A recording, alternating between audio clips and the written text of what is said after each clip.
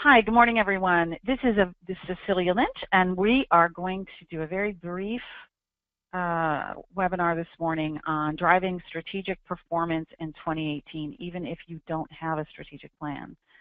So this is a timely topic because it's fall and the seasons are changing, and when the seasons start to change, people start thinking about the new year.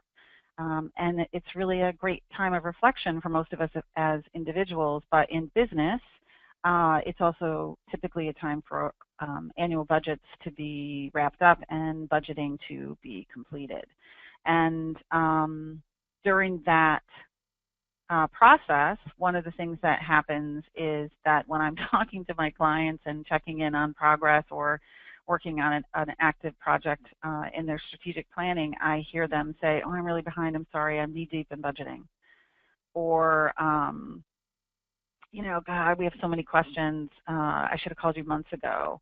Our plan this year has raised more questions than it's answered. And instead of the planning process being kind of a productive and comforting experience where you feel like, okay, great, I have a plan for next year, I feel really confident about how we're going to take our success from this year and roll it into next year, if there hasn't been a more deep conversation about where you're going and what your priorities are, which usually is part of your strategic planning process, budgeting can start to actually create more anxiety and raise more questions. And so this little webinar is my way of helping to resolve some of those pain points for organizations who haven't either had the time to dig in and update their strategic plan or haven't ever created one. So how do you lead your organization next year to drive strategic performance when you haven't really engaged in a lot of strategy conversations? So before I jump into our content, for those of you who don't know me, I just want to introduce myself. This is me. You can learn more about me from our website or reading my blog, or reading other material and videos that I've done to find out about who I am and what we do at Focus Momentum. But let's just say that I was recognized as a strategic thinker at a pretty young age. At 29, I was brought on to the Dockers core team as the Director of Finance and Planning for the largest division of the Dockers brand management structure, and started engaging in strategic planning with a brand perspective across multiple business lines and in multiple countries before I was 30. So I was pretty junior on the executive team, but I was a natural strategist and really developed my acumen and my processes at that time.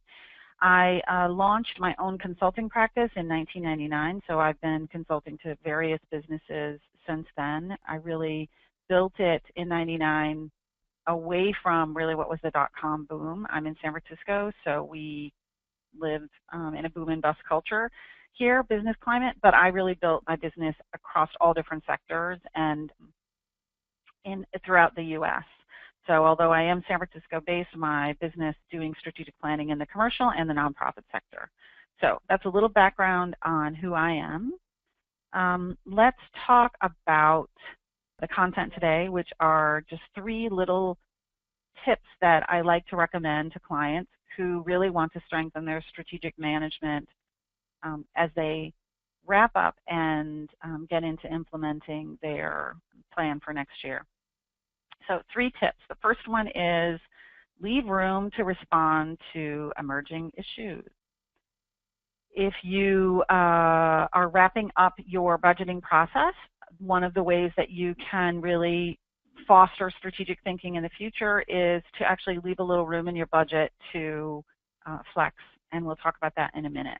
The second tip is to use your budget as a way to educate versus control activities in your organization.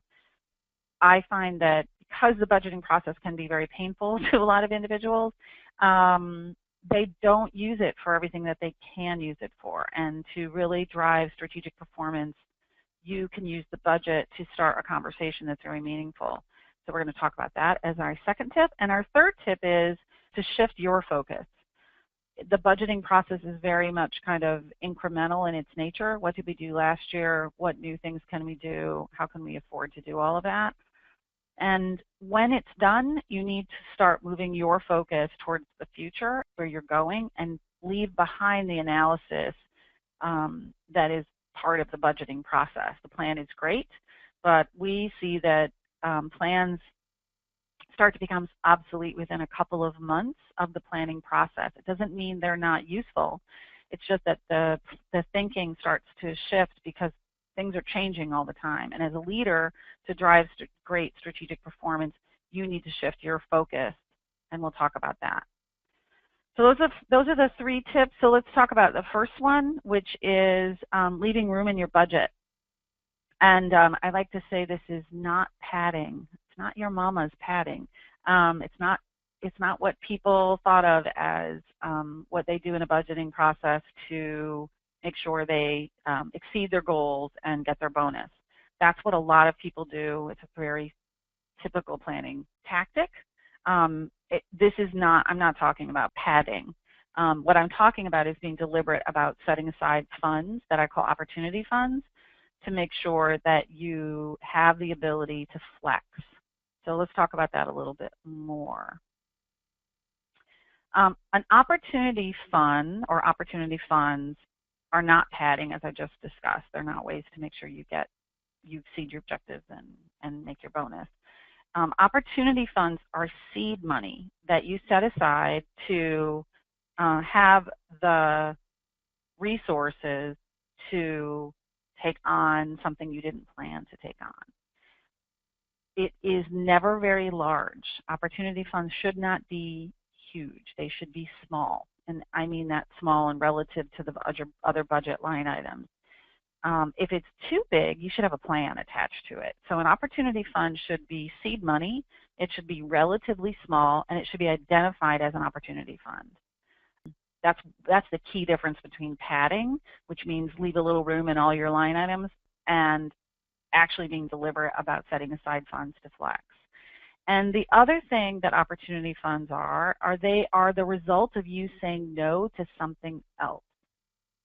So it's not like an addition that you add on. So you don't plan out all of your resources, all of your human capital or your capabilities, and then say, great, and then I'll tack on a little money to play with. You need to say no to something else so that you not only have the financial resources to create the opportunity fund, but also the human resources, the capacity to actually flex and respond to the market. So that is that's what I mean by opportunity funds, and that's our first objective, leave some room. Don't let it be sloppy in the padding that occurs during the budgeting process. Make it deliberate, and make sure you leave not only some resources, financial resources, but also some capabilities in your team. So that's what I mean. You need to actually make sure you say no to something. Now, if it's small and it's just seed money, you don't have to say no to anything big. You just need to say no to something that will allow your staff to not feel overwhelmed when you do flex to take on an opportunity that you need to take on. Okay? That shows that you know you're going to need to flex and that you've prepared for it, and that really indicates strategic thinking. So even if you don't have the plan set to know exactly you haven't done the deep thinking about how the market's changing and strategically where you need to go, what this opportunity fund really does is it says, but we know something is going to come down the pike and we need to be prepared for that. And that actually drives strategic performance. So that's number one. Number two is really about using the budget to educate versus control. Budgets are often gamed, and if you don't explain them and aren't educating people about the plan and the budget, you end up allowing people to actually play with it. And it should be used as a control of resources and a guidance, but it shouldn't be used as your only tool to control activities. So a lot of times, or you don't hear people say, hey, is there a budget for that? Because people don't even think about the budget after they get through the exercise of putting it down. You don't hear people taking on, you know, kind of something new and creative and then saying, do we have a plan for this? Because they don't understand what's in the plan.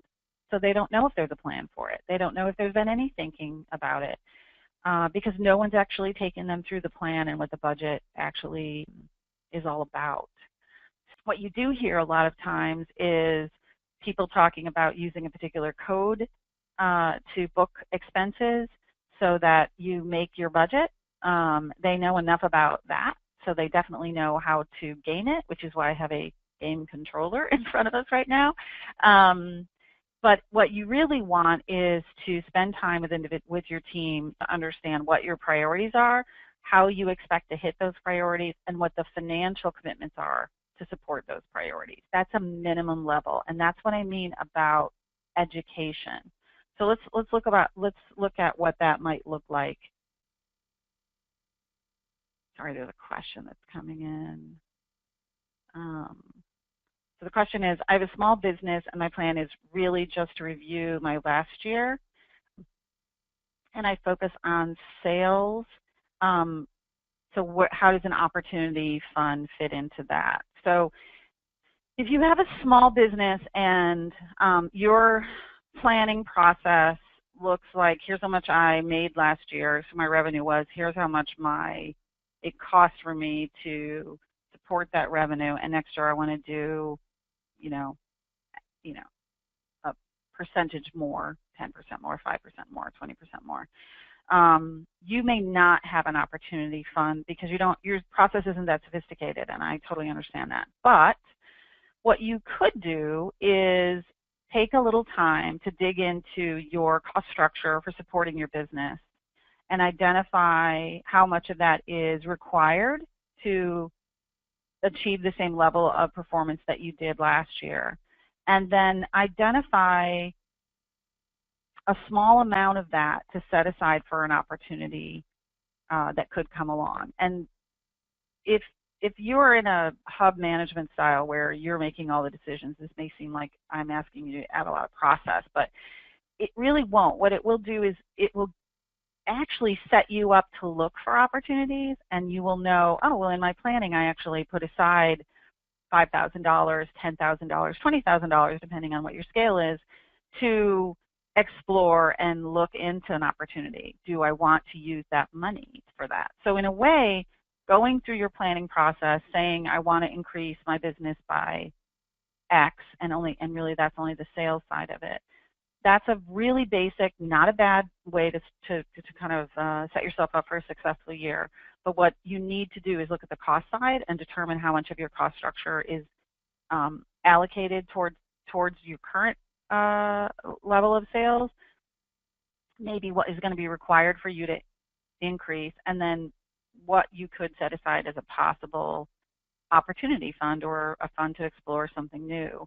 And that way you will set yourself up for thinking strategically about your business in an opportunistic way, and also is actually in a very minor way increases sophistication, your own sophistication of how you think and plan your business. So even if you're very small, I think you can take advantage of that. So thanks, Jen. So let's talk about how you take the controller out of the budgeting process, the gaming part of it, and make it a little bit more useful in terms of strategic management. So the first thing is that you need to do is you need to review the goals that your plan is based on. So what is it that you're trying to achieve? So a budget should fall out of a planning process in which you've agreed upon goals and you've created plans for those goals. I know that sounds very simple, but it's actually takes work and often doesn't happen. So at the very minimum, you need to educate your group on what the goals are. And I know that sounds really basic, but I cannot tell you how many times that doesn't happen. We are so wrapped up in serving the demands of our business, we rarely take the time to step back and set context and actually reinforce what it is we're trying to do. And that's the main deliverable that we deliver on multiple levels for our clients, from large multinationals where we conduct multi-month strategic planning goals to very small organizations, right? And that's the reason why my firm is called Focus Momentum, because you need to just stop and set aside time to talk about what you're really trying to do and then align your organization. And this process, the budget, is a great opportunity to do that. So stop, review your goals, review the assumptions that have gone into the budgeting process. Now, some of them are based on, raises that you may need to give people, so cost of living increases or pools of money. I'm not suggesting that you reveal anything to set expectations up that diminish your management toolkit, but there are always assumptions in the budget that are helpful for your organization to understand and are critical to how you think about growing your business.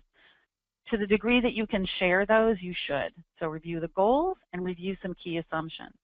And then discuss the thinking behind the goals and the assumptions. So it's really engaging in a conversation of what you're trying to achieve and how you've thought about the best way to do it.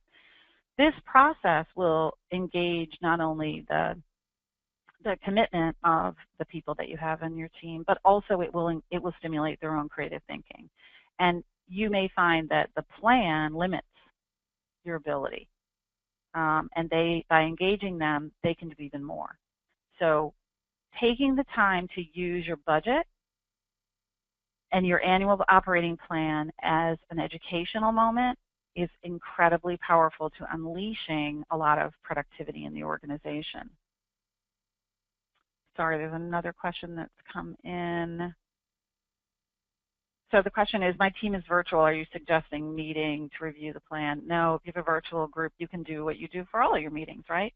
Have a longer, extended, but specifically focused webinar or virtual conference call where you present to them the key goals for the year, the assumptions of the budget and the plan, and discuss the thinking behind it in a, just a conference call if you want. But it needs to be specifically scheduled for that purpose. Don't tack it on to some other regular meeting that you have, and extend it so that you can encourage and actually have discussion and take notes and, share those notes. Make it a planning call. It doesn't have to be very long. It can be an hour and a half, but do it. You will benefit from it greatly. Okie dokie. Now, for the third one about shifting your focus, look where you're going, not where you've been. There's so much analysis on our businesses, and there's so many conversations that we need to have which narrow our focus because we're trying to understand the nitty-gritty so we can make better decisions. We're trying to ensure that things are operating properly, and all too often we have to kind of go deep to make sure things are right and that you're giving proper direction. It's just, there's so many times in which we have to go deep to manage our businesses and our teams and our people. But strategic management is really about looking out and looking around you and not necessarily looking down.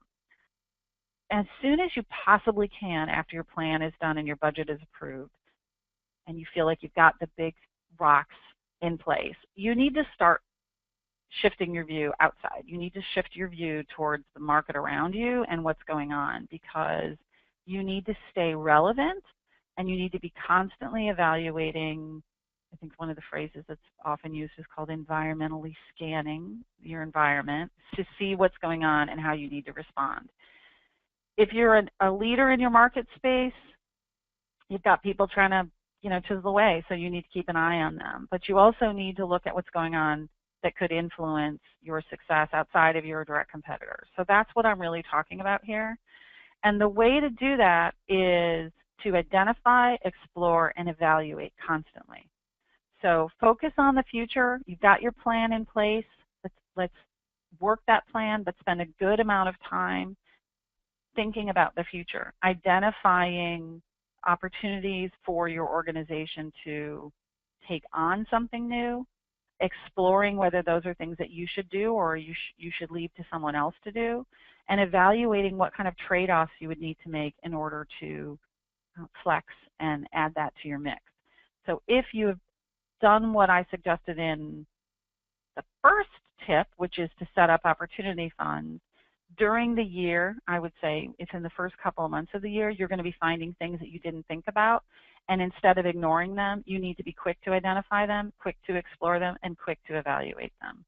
If you have an opportunity fund set up, then you have the ability to actually take the time and spend the money evaluating things in earnest and not just have it be tacked on and something that has to be made up later in the budget. But as a leader, you really need to demonstrate that you are a student of the market, one of the phrases that one of my clients, CEOs, uses, and that you are guiding the exploration of what those market trends or innovations mean for you and for your priorities. So that is a third tip for strategic management that will help you improve or drive strategic performance in 2018. So again, leave room for responding to emerging issues in your budgeting process as you finalize it. Use your budget to educate versus control, and shift your focus as soon as you possibly can to where you're going and how to respond. Those are the three major tips that you can do, and you will improve your strategic performance if you do these, even without a strategic plan. Okay, great. So we don't have any more questions, and I am going to wrap this up on time. So I just want to take a little moment to kind of let you know what things we do that could support you in developing greater strategic thinking or in working with your team. If you're an individual or have a smaller enterprise, we offer a program called Strategy Class, and this teaches strategic thinking skills and helps support great strategic planning. And we have a workbook that's designed to support that as well for smaller business or entrepreneurs. If you have a team that you would like to have a one-day session, this is a relatively new offering that we created, and it's been really well received. And it's just a one-day workshop where we come in and create a custom strategy session, limited in scope, but still expertly facilitated using all of our skills and experience in developing strategy. And it really gives teams a boost in their strategic thinking or in their strategic planning. So that's a one-day workshop. And then if you're in a larger organization that really requires kind of a lot of stakeholders and you have multiple business lines or you have quite a complex shift to make, then our legacy offering in custom strategic planning engagements is called Strategy Summit. And we're always happy to talk to you about engaging with your organization in that. So different levels of offerings from individuals all the way to large organizations. So that is it. I'm just going to see if we have any more questions. I don't see any more. I want to thank you very much. I've kept us to our time limit. I knew this was going to be short and sweet. I hope it's very helpful for you in the next year, and I hope to meet you or have you participate in a future webinar. Thank you.